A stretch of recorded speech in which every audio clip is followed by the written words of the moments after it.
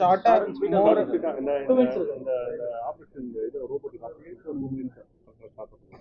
Advantage வேணுமா இல்ல வெறும் ரோபோட்டிக் சர்ஜரி நான் பண்ணிருக்கேன் அது மட்டும் வேணுமா?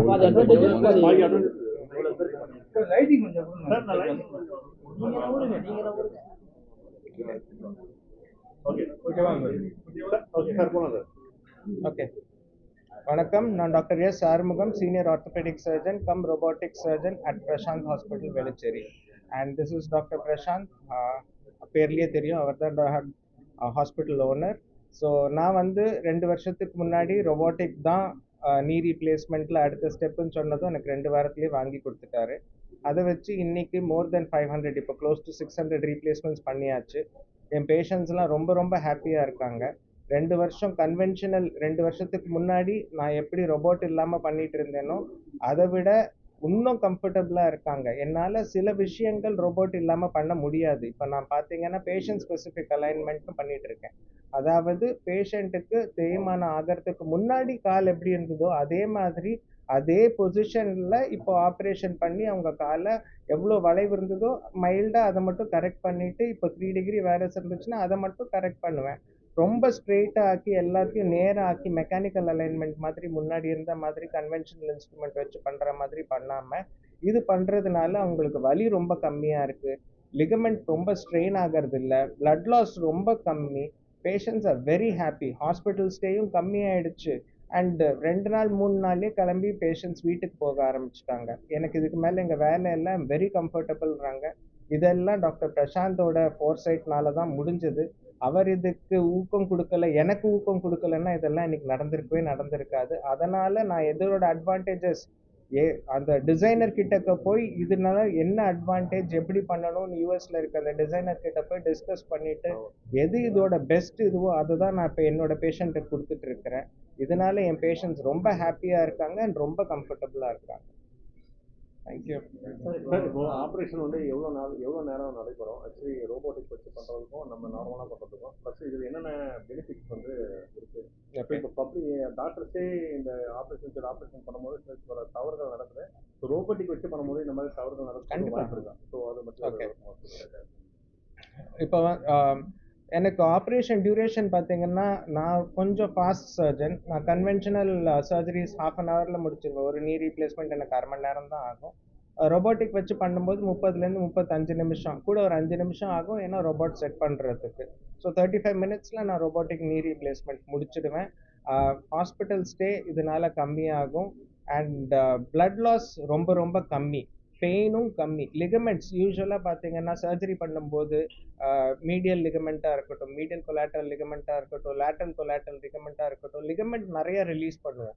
அது ரிலீஸ் பண்ணுறதுனால வலி ரொம்ப ஜாஸ்தியாக இருக்கும். இப்போ கன்வென்ஷனல் பொறுத்த வரைக்கும் லிகமெண்ட் ரிலீஸ் பண்ணுறதுனால வலி இருக்கும். ரொபோட்டிக்கில் இந்த லிகமெண்ட் ரிலீஸ் பண்ணுறதே கிடையாது. பண்ணாததுனால வலி ரொம்ப குறைவு, ரெக்கவரி ஃபாஸ்டர் அண்ட் பேஷண்ட் சீக்கிரமாக வீட்டுக்கு சந்தோஷமாக போயிட்டு இருக்கிறாங்க. கேன்சர் பேஷண்ட்டுக்கு ப்ராப்ளமே வேற. அது எந்த இடத்துல கேன்சர், என்ன விதமான ட்ரீட்மெண்ட் பண்ணணும் அது தனி. அதுக்கு வந்து கஸ்டமேட் மெகா ப்ராசஸஸ்னு ரெடி பண்ணிட்டு பண்ணணும். அது வேற topic all together. Sir actually இது என்ன பிரச்சனைனாலும் வருது? ஸோ என்ன ப்ரோட்டீன் தேவைப்படுது இந்த பிரச்சனை வரக்கூடாது? ப்ரோட்டீன்னு கிடையாது. ஓகே, ஆர்த்ரைட்டிஸ் டயபெட்டிஸ் தான் இப்போ okay, India is the capital of diabetes. அதே மாதிரி தான் of the world. India is the capital of diabetes of the world. அதே மாதிரி India slowly getting into being the arthritic capital of the world. முன்னாடி பார்த்தீங்கன்னா இப்போ 10 பேர் எடுத்தீங்கன்னா 60 வயசுக்கு மேலே அதில் ஒருத்தருக்கு இந்த மாதிரி மூட்டு வலி பாதிப்பு இருந்துச்சு. இப்போ கிட்டத்தட்ட 3லேருந்து 4 பேருக்கு 60 வயசுக்கு மேலே இந்த மூட்டு வலி பாதிப்பு வர ஆரம்பிச்சிருச்சு. இதுக்கு காரணங்கள் நிறைய, அதாவது ரிஸ்க் ஃபேக்டர்ஸ் தான்.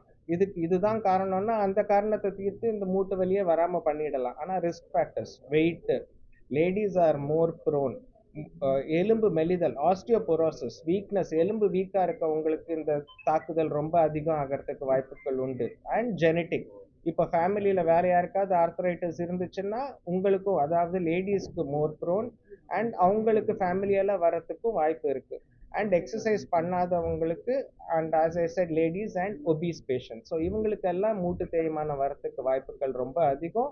அண்ட் அவங்கெல்லாம் அவங்க வெயிட்டாக இருக்கட்டும், லைஃப் ஸ்டைலாக இருக்கட்டும், எல்லாத்தையும் சீக்கிரமாக சேஞ்ச் பண்ணிட்டாங்கன்னா அவங்களுக்கு அதிகமாக ஆகாமல் இருக்கிறதுக்கு வாய்ப்புகள் ஜாஸ்தி. உடற்பயிற்சி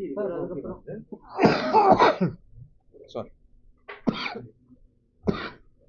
சார், பேஷண்ட் வந்து ஒரு சர்ஜரி பண்ணாங்க சொன்னீங்க. அவங்க ஆல்ரெடி இல்ல, ஒரு உடற்பயிற்சி செய்யறது நல்லதுன்னு சொன்னீங்க.